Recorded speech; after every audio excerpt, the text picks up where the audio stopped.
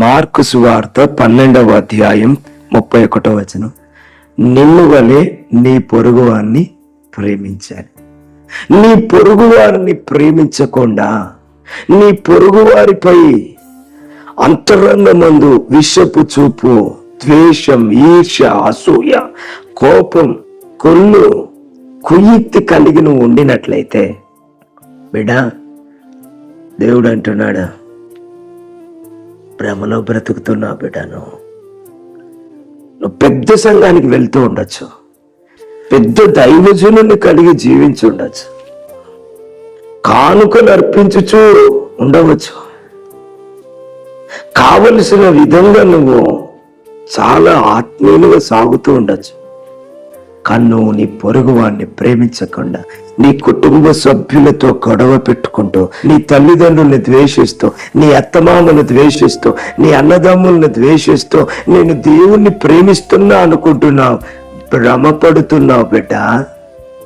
నువ్వు ఆజ్ఞను అతిక్రమించి దేవుణ్ణి పెదవులతో ఆరాధన చేసి అంతరంగమందు ఉన్న ఆలోచన విధానాన్ని మార్చుకోకుండా, దేవుడు చెప్పిన ఆజ్ఞ ప్రకారముగా జీవించకుండా నేను దేవునికి ఇష్టమైన కుమారుడును కుమార్తెను అనుకుంటున్నావంటే అది భక్తి అనుకుంటున్నావా? భ్రమ కలిగి బ్రతుకుతున్నావు. జాగ్రత్త. నిన్ను వలె నీ పొరుగువాన్ని ప్రేమించాలన్న నా మాట మీరుతూ ఉన్నావంటే, నా ఆజ్ఞను అనుసరించడం లేదు అనంటే నా ఆజ్ఞను అతిక్రమిస్తున్నావు. నా ఆజ్ఞను అతిక్రమిస్తే ఏం జరుగుతుందో తెలుసా? 1 యోహాను పత్రిక 3వ అధ్యాయం 4వ వచనంలో ఆజ్ఞ అతిక్రమమే పాపం. నువ్వు ఆజ్ఞను అనుసరించకుండా ఆజ్ఞను అతిక్రమిస్తూ ఉన్నావంటే పాపం చేస్తున్నావు బిడ్డ. నువ్వెలా పరిశుద్ధుడవు? నువ్వెలా పరిశుద్ధురాలవు? ఈరోజు ఇది సేవకుల్లోనూ ఉన్నది, విశ్వాసుల్లోనూ ఉన్నది, అందరిలోనూ ఉన్నది.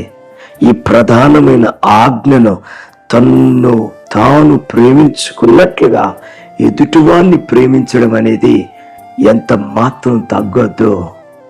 దేవుని మహిమార్థమై ఆయన చెప్పిన ఆజ్ఞను అనుసరించి మనం ముందుకెళ్ళాలి.